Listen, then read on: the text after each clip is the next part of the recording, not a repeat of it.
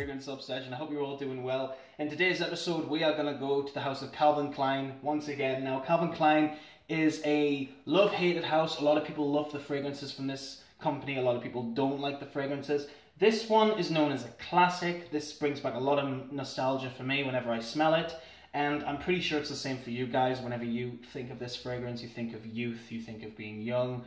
You know, you get the idea. Well, here's the thing. I was 3 years old when this fragrance came out, and this is known as the second unisex fragrance from Calvin Klein after CK1, which came out in 1994. Now, this fragrance is known as a woody aromatic.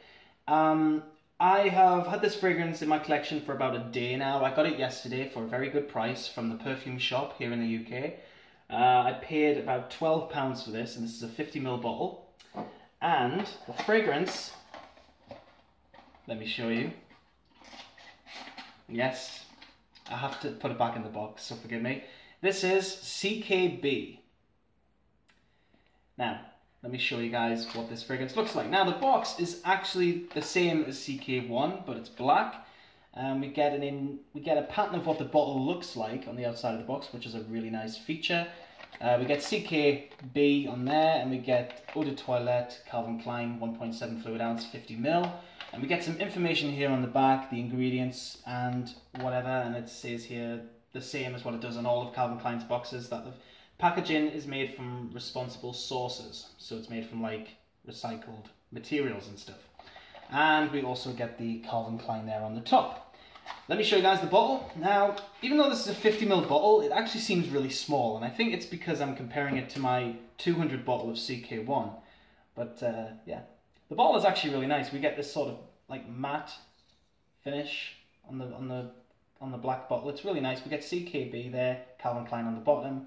Nothing going on at the back. We do get some information on the bottom though. 1.7 fluid ounce, 50ml, made by Coty Prestige, all that usual stuff. So yeah, usual stuff you have to do with these fragrances. You take the top off and you put the atomizer in here like that. And then you get the fragrance. So yeah, I think this is actually a good size bottle. I mean, it was a pretty decent price, £12.99. You can't go wrong. It was because of the sales that are going on at the moment. So I saw it and I was just like, okay, I might as well get it because I've got quite a lot of fragrances from Calvin Klein. I might as well add it to my collection. And I've heard that this is a bit of a classic, so I might as well have it. Now, when I was younger, I actually used to have a copy of this. It was a really bad clone. It was when I first started getting into fragrances, and I cannot remember how much it was. It was really cheap, I know that. But whenever I smell this, it kind of brings back moments from the copy, which is a bit strange because it should be the other way around, considering it was a copy of this. But you know what I mean. This fragrance, when I smell it, it kind of brings back memories of me being younger, getting into fragrances. So it's quite good in that aspect. So we are going to talk a little bit about the fragrance. Now, like I said before, this fragrance came out in 1996. I was 3 years old. Crazy to think, I know. The perfumer is Anne Gottlieb. I think I've pronounced that right. Anne Gottlieb or whatever. So please forgive me if I've pronounced it wrong. And she's also created another fragrance in my collection, another fragrance from Calvin Klein, a eau de parfum for women, known as Secret Obsession. She's created that fragrance also, and I think it's a really good scent, and I think she's a great perfumer. So I think from that creation to this creation, she's definitely got some talent because this is a great scent. So I'm going to talk a little bit about the notes. Now, in the top of CKB by Calvin Klein, we get bergamot, juniper berries, mandarin, mint, lavender, and white musk. In the middle notes, we get light spices, magnolia, peach, and white musk again. And in the base notes, we get sandalwood, apopnax, I think I pronounced that right, tonka bean, and white musk. So here's what's interesting about this fragrance. White musk actually features 3 times in this fragrance, in the top, middle, and base. So overall, we are getting a very musky, clean scent. So I'm going to spray it on here and we will talk a little bit more about it. Spray is actually really good. It squirted a little bit there, obviously, because I had to empty it and, you know, the atomizer and stuff. But yeah, now let's talk about the scent.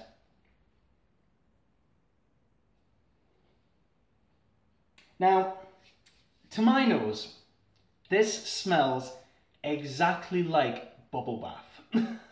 I know that sounds really strange, but it smells like bubble bath. Or do you know, like when, I'm sure like any of you guys are watching, if you have children, you know when you buy your kids those like little bubbles that you have to like take the thing out and you blow into it?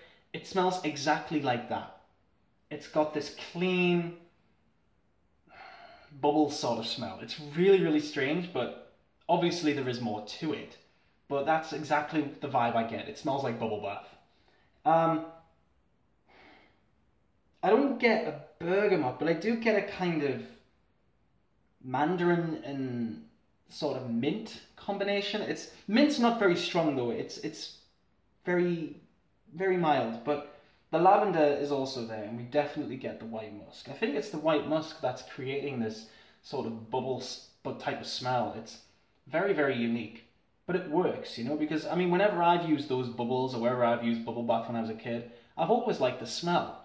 And if you like that smell also, guys, then you might want to check out CKB. I'm serious. So yeah, I do get a bit of mandarin. There's that little bit of lavender and mint and that white musk. In terms of the other notes, that bergamot and juniper berry, I don't really get a juniper.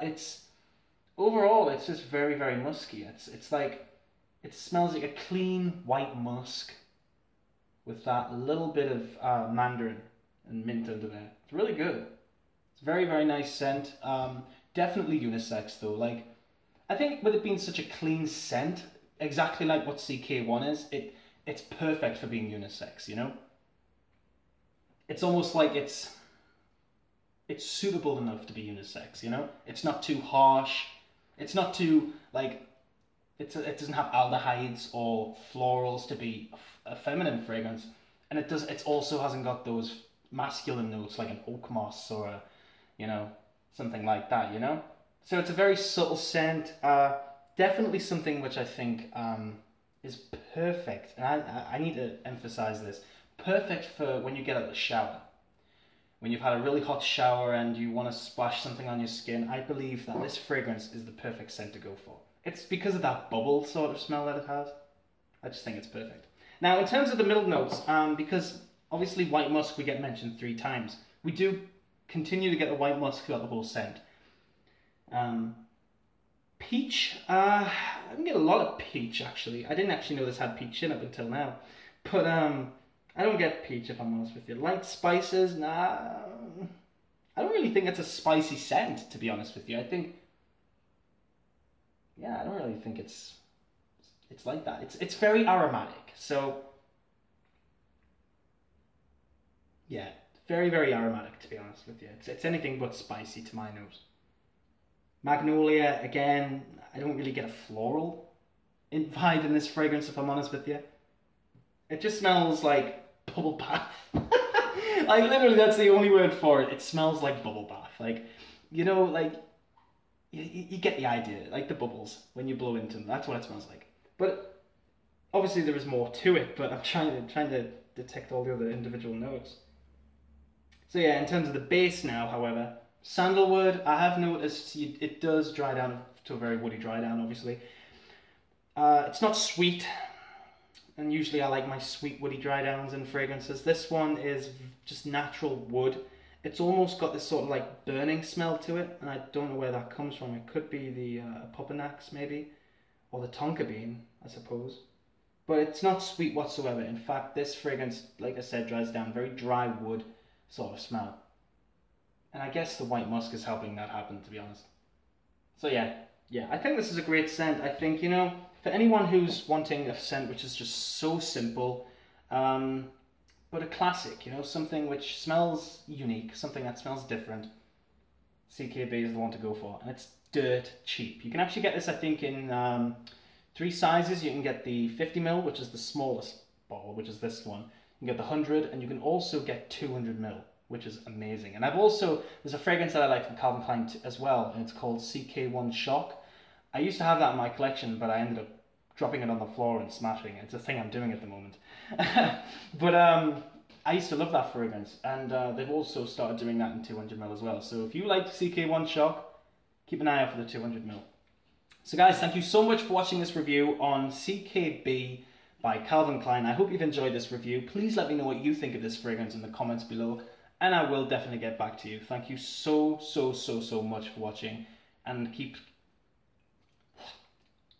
smelling good. See you in the next episode, guys, and bye bye for now.